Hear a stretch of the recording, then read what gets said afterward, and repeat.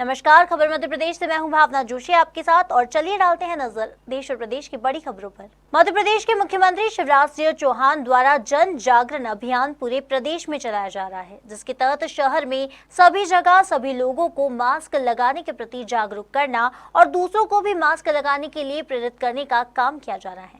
इस कड़ी में ग्वालियर में Madhya Pradesh transport commissioner Mukesh Jain, deputy commissioner Arvind Saxena और उनकी टीम द्वारा ग्वालियर बस स्टैंड पर जन जागरण जागरूकता अभियान चलाया गया व लोगों को मास्क का वितरण किया गया।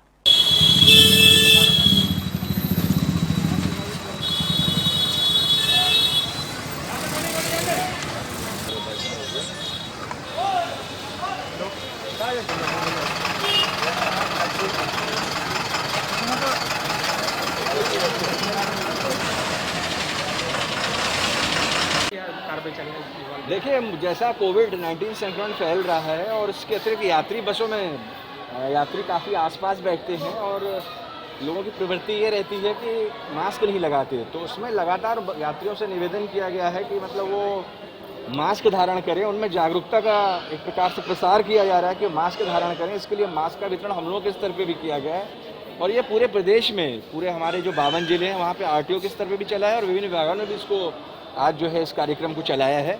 मूल उद्देश्य यही है कि संक्रमण पे विजय पाना और उसके लिए बहुत अनिवार्य है कि सभी लोग मास्क धारण करें और विशेषकर यात्री बसों में जी। और आगे भी हमारा ये रहेगा कि जागरूकता के पश्चात हम इसको सडनली चेक किया करेंगे जो है बसों को, और यदि हमें कहीं इस प्रकार की त्रुटि मिलती है कि लोग जागरूकता बताने पे भी बार बार कंडक्टर को और उसके बाद जो है चालकों को और ओनर्स को इसका पालन नहीं कर रहे हैं, फिर हम दंडात्मक कार्रवाई सुनिश्चित करें। सर, आज जिस तरह घटना घटी है, आज इसका करना चाहते हैं, कारण लापरवाही लग रही है बस की, ओवरलोड क्या बोलते हैं, ऑटो में सवारी भरी होती है ऑटो वाले की। देखिए, इस संबंध में विस्तृत जांच कर रहे हैं डिप्टी कमिश्नर अरुण सिंह जी, और जहां तक बस का सवाल है तो उसके जो टेक्निकल एस्पेक्ट हैं, जैसे फिटनेस होती है, इसके अलावा परमिट है और इसके अलावा इंश्योरेंस, ये पूरे कंप्लीट हैं। जहाँ तक लोडिंग ऑटो का सवाल है, जहाँ तक ऑटो का सवाल है तो वो ऑटो को यात्रियों को ले जाने के लिए परमिट इशू नहीं था और दुखद घटना थी ये, और इसमें चालक की और जो ओनर बताए जा रहे हैं उनकी भी डेथ हुई है उसकी,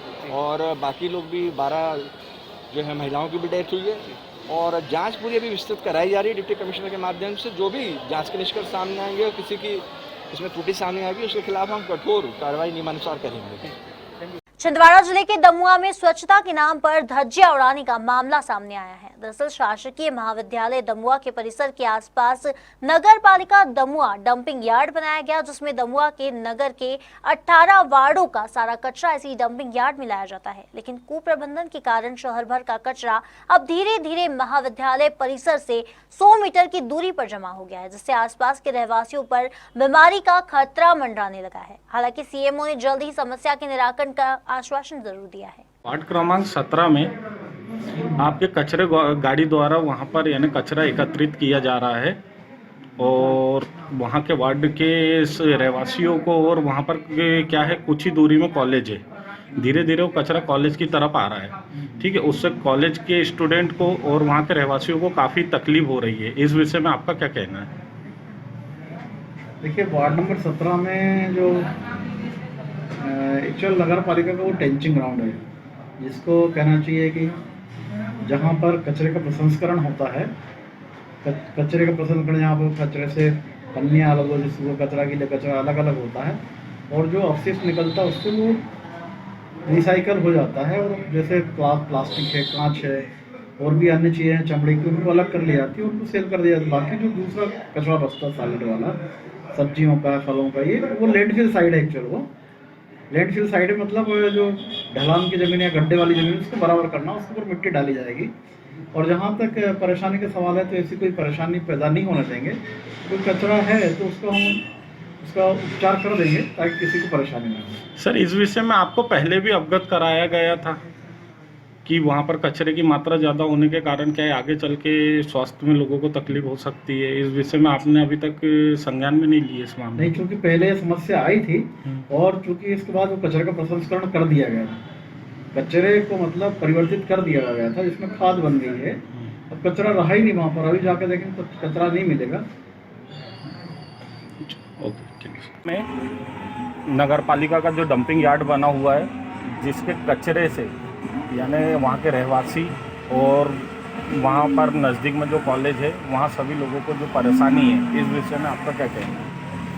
क्योंकि नगर पालिका में अभी वैसी परिषद है, पूर्व में भी यहाँ पे विद्यालय बनाए गए थे, तो हमारे द्वारा वहाँ पे विरोध किया गया था और वहाँ पे जो इनकी आसपास इसका हवाला देते हुए हमने पाँचों भाजपा पार्षद द्वारा वहाँ पे तंत्र के माध्यम से सीएम को उनके व्यक्त किया गया था, तो इसके बावजूद भी उन्होंने वहाँ पर विद्यालय बनाया। हालांकि इसके लिए हम पुनः पत्र लिख करके एक आंदोलन करेंगे।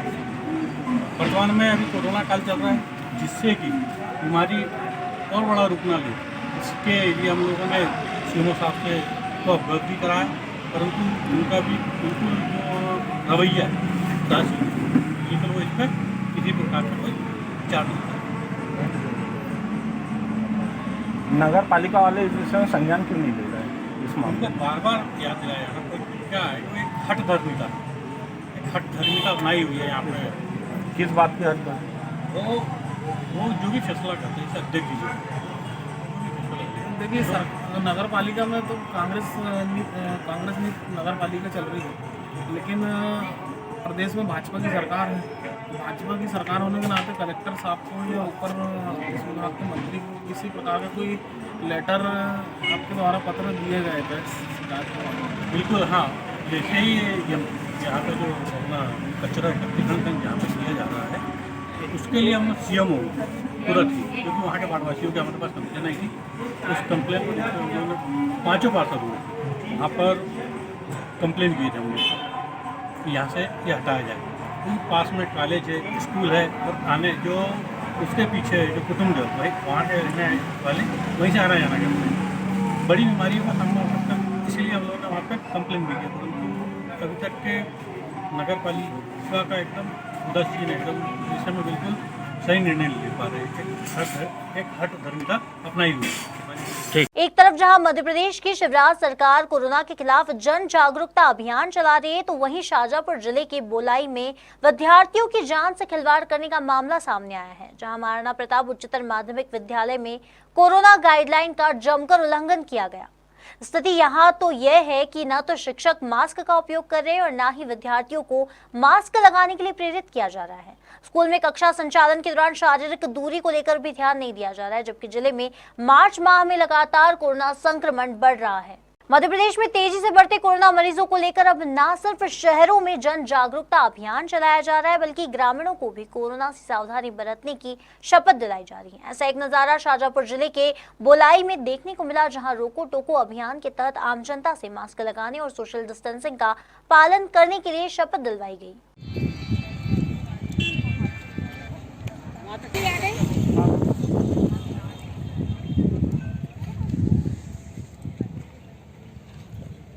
को अभियान प्रारंभ हुआ है, आपने किस तरह से लोगों को प्रेरित किया है और किस तरह से अभियान आगे जारी रहेगा? आज से ग्राम पंचायत बोलई में शासन के निर्देशानुसार रोको टोको अभियान का प्रारंभ किया गया, जिसमें समूह की सभी दीदियाँ उपस्थित हुई और ग्राम पंचायत के पंचगण व ग्रामीण नागरिक उपस्थित हुए और सभी ने मिलकर शपथ ग्रहण की व रोड पर आने जाने वाले लोगों को बताया कि भाई मास्क लगा के रखना है और 2 गज की दूरी बना के रखना है। और महाराणा प्रताप स्कूल में भी जाकर बच्चों को बताया कि भैया आपको प्रतिदिन मास्क लगा के रखना है और सामाजिक दूरी बना के रखना है। ग्वालियर जिले के भीतरवार बार एसोसिएशन के सभा कक्ष में अमर शहीद भगत सिंह सुखदेव और राजगुरु की शहादत को याद करते हुए भीतरवार में वकीलों, बुद्धिजीवी एवं सामाजिक संगठन के लोगों ने उनके चित्र पर माल्यार्पण करते हुए उनकी शहादत को नमन किया और देश के लिए किए गए उनके योगदान को याद भी किया। इस अवसर पर वक्ताओं ने अमर शहीदों की विचारधारा एवं उनके व्यक्तित्व पर प्रकाश डाला और उनके द्वारा दिखाए गए आदर्शों पर चलने का संकल्प लिया। 23 मार्च को शहीद दिवस के अवसर पर देश भर में कई आयोजन हुए, जहां शहीद भगत सिंह, राजगुरु सुखदेव की शहादत को नमन कर उन्हें श्रद्धांजलि अर्पित की गई। इसी कड़ी में मध्य प्रदेश के धार में रक्तदान शिविर का आयोजन किया गया। ब्लड बैंक अधिकारी डॉक्टर अनिल वर्मा ने मां सरस्वती की पूजा अर्चना करी और फीता काट के शिविर का शुभारंभ किया।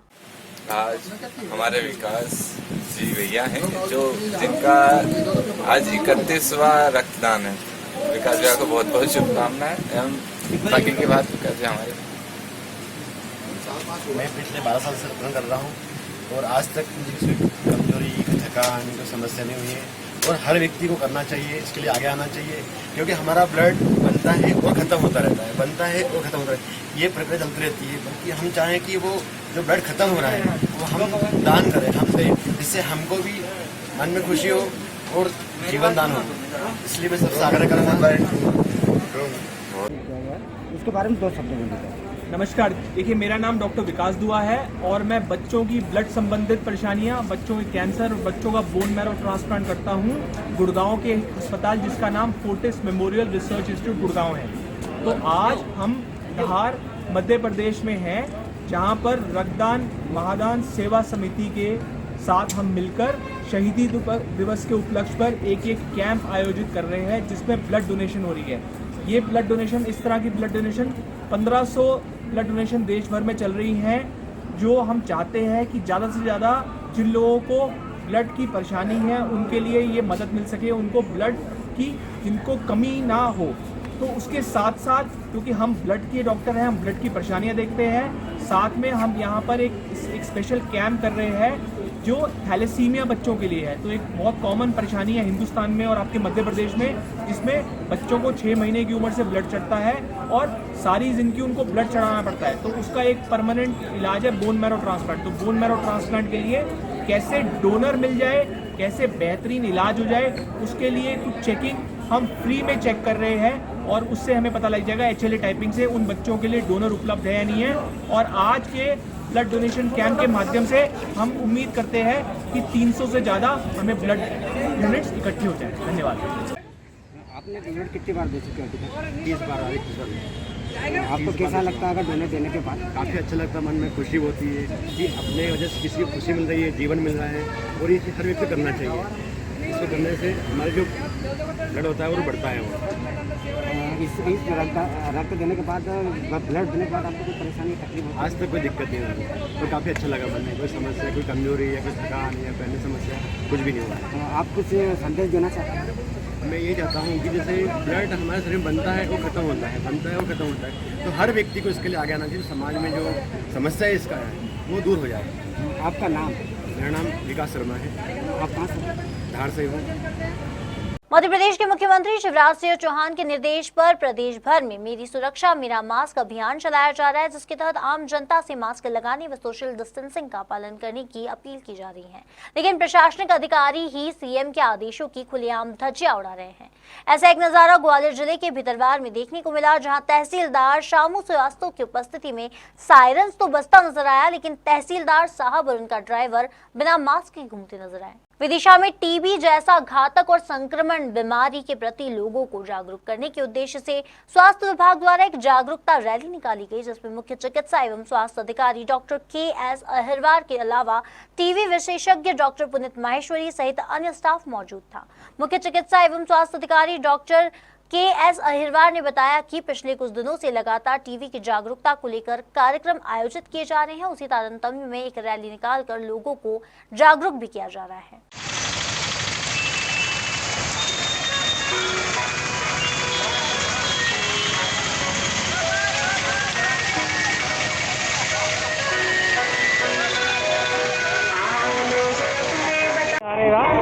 देश जीतेगा इस उपलक्ष्य में एक रैली का आयोजन किया गया है, जो अवेयरनेस का प्रोजेक्ट है। तो लोगों में ये अवेयरनेस हो कि हम तत्काल जो है जल्दी से जल्दी अपने जो भी संभावित रोगी हैं उनकी जांच करा लें और उनका इलाज कराएं। इसका आयोजन किया हमारे DTO जो जिला 6 अधिकारी हैं और बाकी पूरे उनके स्टाफ ने। आपके माध्यम से भी कहेंगे कि टीबी हारेगा देश जीतेगा, इसके बारे में लोगों को अवेयरनेस करें। कहाँ से कहाँ तक निकालेंगे? ये देखिए नीमताल से, यहाँ गांधी चौक है, वहाँ से निकाल के जो है टीबी अस्पताल तक हम जाएंगे, है ना, मुख्य सड़क से होते हुए, ताकि ज़्यादा से ज़्यादा लोगों को इसका लाभ मिले। आगामी त्योहार होली और धुलेंडी को लेकर खरगोन जिले की सेगांव पुलिस चौकी पर शांति समिति की बैठक आयोजित की गई, जिसमें प्रभारी तहसीलदार राकेश बर्डे, टीआई सुनीता मुलजादे, बीएमओ मनीष मंडलोई, चौकी प्रभारी राजेंद्र अवस्थिया और ग्राम के जनप्रतिनिधि शामिल हुए। इस दौरान प्रभारी तहसीलदार राकेश बर्डे ने बैठक में आम जनता और व्यापारियों से अपील की कि कोरोना गाइडलाइन का पालन करें, साथ ही 60 वर्ष से ज्यादा उम्र के बुजुर्ग कोरोना का टीका अवश्य लगवाएं। शांति समिति की बैठक में क्या क्या निर्णय लिए गए? जैसे कि बढ़ते कोरोना के पेशेंट को देखते हुए गृह विभाग और जिला क्राइसिस मैनेजमेंट के द्वारा जो बैठक हुई थी, उसके जो निर्देश प्राप्त हुए थे, उसी के पालन में हम लोग जो है आगामी त्योहारों को ध्यान में रखते हुए आज बैठक रखी थी। उसमें सभी गांव के गणमान्य नागरिक उपस्थित हुए और निर्देशों का पालन करने क्या मतलब अपील की गई। सर, आगामी त्योहारों को देखते हुए क्या क्या गाइडलाइन प्रशासन की ओर से आई है? प्रशासन की तरफ से तो ये है कि जो जैसे होली उत्सव जो है सामने है, बंगोरिया उत्सव है, उसमें जो है बंगोरिया में गेर और जो ढोल मांदल वगैरह जो हैं वो बड़े स्तर पे बिल्कुल प्रतिबंधित हैं। यदि कोई ज़्यादा ही इच्छुक है तो गांव मोहल्ले तक ही सीमित है, वो रैली के रूप में ऐसा नहीं निकल सकते हैं। और होली में भी मिलन समारोह और गेर वगैरह इस पे भी प्रतिबंध लगाए गए। क्या शुभ नाम लिखते हैं? प्रभारी तहसीलदार राकेश बर्डे। भारतीय युवा कांग्रेस की राष्ट्रीय सचिव और मध्य प्रदेश की प्रभारी इशिता सेंढा की उपस्थिति में युवा संवाद कार्यक्रम का आयोजन प्रथम बार भेंसदेही में किया गया। इसमें युवाओं को बूथ लेवल पर मजबूत करने की रणनीति तैयार की गई। यहां आयोजन युवा कांग्रेस के जिला उपाध्यक्ष राहुल छत्रपाल, विधानसभा अध्यक्ष महेश ठोटेकर के नेतृत्व में संपन्न हुआ। कार्यक्रम में युवा कांग्रेस के राष्ट्रीय सचिव मध्य प्रदेश प्रभारी कुमारी इशिता सेंढा ने युवाओं के संवाद कर नगरीय और पंचायत चुनाव में युवाओं को ज्यादा से ज्यादा एकजुट रहकर चुनाव में महत्वपूर्ण जिम्मेदारी देने पर जोर दिया है। जो लगातार पोस्टपोन होते जा रहे हैं उसमें ज्यादा से ज्यादा युवाओं की भागीदारी रहे। बतौर प्रभारी ये मेरी ड्यूटी रहेगी कि ज्यादा से ज्यादा युवा प्रत्याशी निकले। क्यों भैया, है ना जिलाध्यक्ष जी? ज्यादा से ज्यादा हम युवा प्रत्याशी देंगे, ये देने का प्रयास हमारा रहेगा और ये जीत कर आएंगे। और शिवराज जी, आपको हर गली, हर मोहल्ले, हर चौराहे पर ये युवा आपको लड़ते हुए मिलेंगे, प्रश्न करते हुए मिलेंगे। और कब तक आप इनके सवालों के जवाब से भागेंगे? पेट्रोल, डीजल और गैस के भी दाम लगातार बढ़ रहे हैं और युवा कांग्रेस उसको लेकर देश में प्रदर्शन कर रही है। मात्र युवा कांग्रेस ही नहीं, हमने पोस्ट कार्ड अभियान इसी मध्य प्रदेश में चलाया है। प्रदेश का नौजवान, प्रदेश का बुजुर्ग सवाल कर रहा है कि हमने आपको वोट दिए थे कि महंगाई कम होगी, परंतु भैया मैं आपको बता दूं, आपके बहरे कानों में आज हमारे उज्जैन के जिलाध्यक्ष ने, आज हम वैसे गांधीवादी विचारधारा के लोग हैं, परंतु भगत सिंह जी की तरह एक छोटे से बम को आग लगाकर उन्होंने सरकार को चेताया है कि अगर आप पहले, हम निवेदन करते हैं, सुन लीजिए, अगर नई निवेदन हम इस तरीके से भी आपको जगाना चाहते हैं और हम देश के युवाओं से भी हम भगत सिंह बनने का आह्वान करते हैं कि आज कहीं ना कहीं ये सरकारें भगत सिंह जी के बताए रास्ते पर चलकर ही इनको समझ में आएगा। पेट्रोल की कीमत 100 पार हो गई है, 103 रुपये का मिल रहा है भैया। डीजल की कीमत 90 पार हो गई है। गैस के दाम, जो ये टंकी इनके नेता और उनकी नेत्रियां सिर पे उठाए पूरे देश में डोलते थे और बड़े बड़े वादे आप सबके साथ करते थे, आज देश को जागने की जरूरत है कि जो टंकी के दाम है वो 1000 रुपये पहुंचने वाले हैं। सरकार सीधे डीजल का इतना ज्यादा रेट बढ़ना सीधे आम जनता की कमर तोड़ने जैसा है। सरकार लगातार निजीकरण कर रही है, उसमें युवा कांग्रेस की क्या भूमिका रहेगी? निजीकरण के विरोध में ऊपर से लेकर नीचे तक कांग्रेस का झंडा हमेशा बुलंद रहेगा।